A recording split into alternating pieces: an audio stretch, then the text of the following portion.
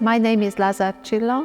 I'm the founder and one of the volunteers of the Márton Áron Museum, which is a small community museum opened or working in a village in Transilvania, Szent Dominik in Romanian, Csíkszent Domokos in Hungarian, and it's a museum dedicated to the memory of Bishop Márton Áron, who was one of the outstanding public figures of Transylvania's 20th century history.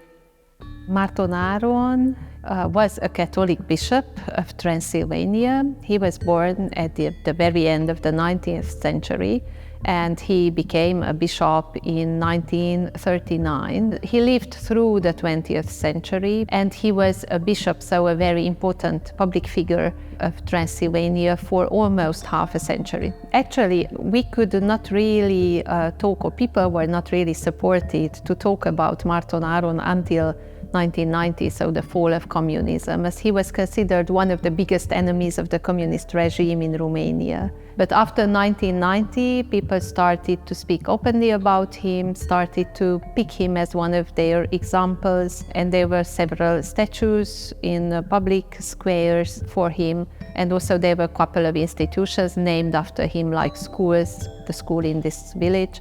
When we make an overview of his life, we actually make an overview of the history of the 20th century Transylvania. So we thought we could make this double mission, like try to bring his teaching about tolerance, about love to the people, about peace, and we could also teach people a bit about history. Our first focus was young people, and we wanted to transmit these messages of Márton Áron mainly to the younger generations, because the older people still have the memory of seeing him and listening to his speeches. This museum is mostly for visitors from outside of the community, because usually when a group of children comes to the museum and we do certain activities with them, they won't come back again in 6 months, because the exhibition doesn't really change that often.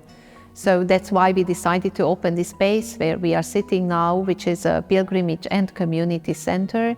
And this one is exclusively dedicated to community programs, exhibitions, concerts, small concerts, after-school programs, after-school activities with children. We have like piano lesson or language courses in the afternoon here. We made a survey last autumn involving lots of members of the community, so a few hundred people responded to our survey, and they had really good ideas what we shall do here, how can we involve local people in the activities going on here. Our first target obviously are children and young people, but we have recently organized also training sessions or workshops for parents on positive parenting, for instance, in collaboration with the Spectrum Center. We occasionally make like exhibitions, painting exhibitions from the works of local artists, local painters, or we do like a project contest for children where they work in group and then we exhibit their work in this space. So I think it's a great place of lifelong learning and community building. Actually, the organization who opened the museum and this community center is a 100% volunteer organization. So we don't have a paid staff at all. Everyone who contributes to the everyday running of the program is a volunteer. We occasionally invite paid staff for certain projects, like presenters or keynote speakers or similar.